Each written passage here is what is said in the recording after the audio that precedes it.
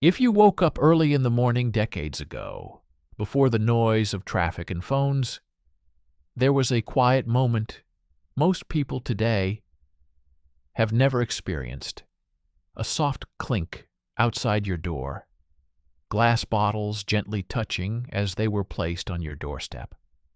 No notification, no delivery tracking, no message telling you your order had arrived. Just a routine so reliable you didn't even think about it. You opened the door, and the milk was already there, and now that entire system is almost completely gone. Most people don't even remember when it disappeared because it didn't vanish overnight. It faded slowly, quietly, until one day it simply wasn't part of daily life anymore. So what happened to milk delivery? And how did something so normal, so trusted, become almost invisible? For a long time, milk delivery wasn't a luxury or a special service, it was standard. Families depended on it the same way they depended on electricity or running water. Every morning, a milkman followed the same route, stopping at the same houses, leaving behind fresh bottles of milk. It wasn't random, and it wasn't flexible. It was structured, predictable, and built entirely on routine. You didn't need to place an order every time. You didn't need to be home. The system worked because it was consistent. The milk just showed up day after day without fail. The process itself was simple but extremely efficient. Milk was delivered in glass bottles, usually very early in the morning. Once you finished the milk, you placed the empty bottles back outside your door. The next day, the milkman would collect them, return them to be cleaned, refilled, and reused. This created a closed-loop system where almost nothing was wasted. Long before people talked about sustainability or eco-friendly systems, this was already in place, quietly working in the background of everyday life. But the real value of milk delivery wasn't just the product. It was the human connection behind it. The milkman wasn't just a delivery worker. He was part of the neighborhood. He knew which families needed more milk, which ones were away, which houses had children, and which customers were always late with payments. There was trust involved. You didn't lock away your empty bottles. You didn't worry about whether the delivery would happen. It was reliable because it was personal.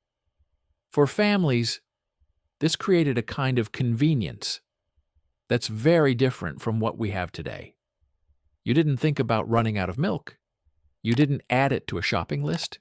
It was simply part of your daily life, handled automatically by a system you trusted. That kind of passive convenience is rare now because most modern convenience requires action. You have to order, click, confirm, track. Back then you didn't. It just happened. So if the system worked so well, why did it disappear? The first major shift came with the rise of supermarkets. As grocery stores became larger, more accessible, and more efficient, people started buying everything in one place. Instead of relying on daily deliveries, families switched to weekly shopping. It saved time, offered more choice, and often cost less. Milk stopped being something special that arrived at your door and became just another product sitting on a shelf.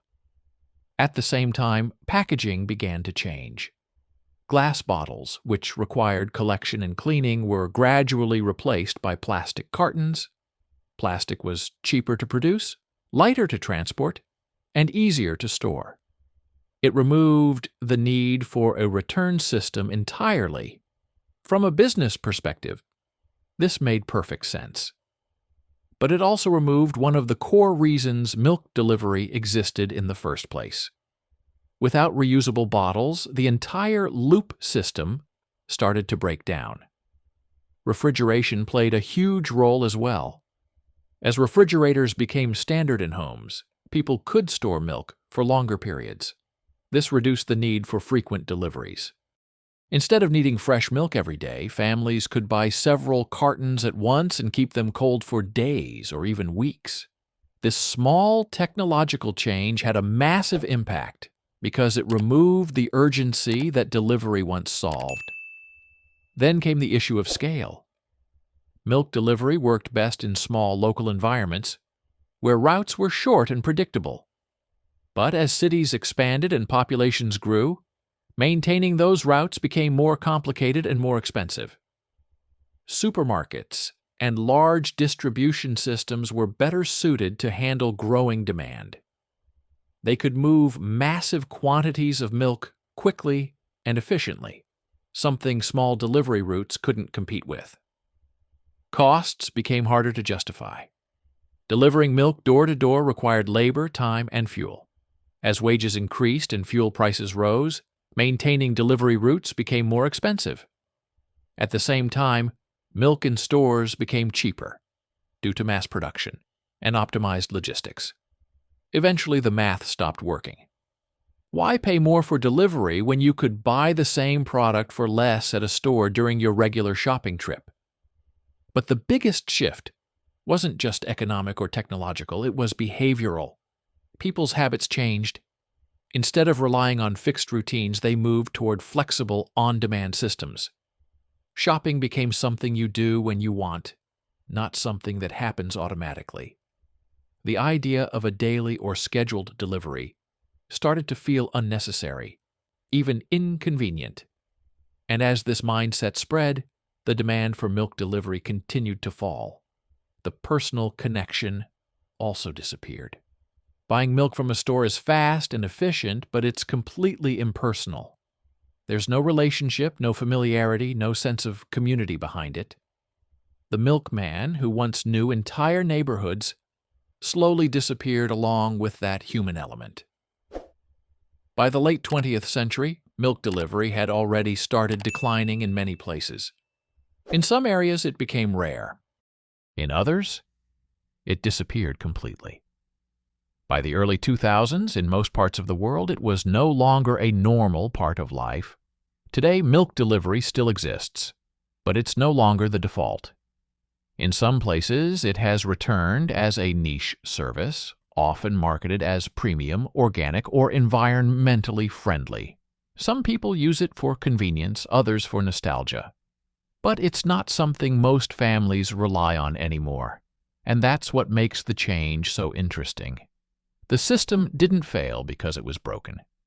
It disappeared because the world around it changed, technology improved, stores became more efficient, packaging evolved, habits shifted, and step by step the old system stopped making sense.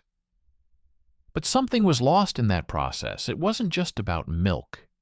It was about a way of living that was built on routine, trust, and local connection. A system where services felt personal, where people knew each other, where everyday life had a certain rhythm to it. Now everything is faster, more flexible, and more efficient. You can order milk with a few taps on your phone and have it delivered the same day. But it's different. It's transactional. It's instant, but not personal. The disappearance of milk delivery wasn't caused by one single moment. It was a slow transition, driven by many small changes that added up over time. Most people didn't notice it happening. There was no clear ending, no final day when the last milkman stopped his route. It just faded into the background. And one day, it was gone. The milkman didn't fail. The world around him changed, and once that shift happened, there was no going back.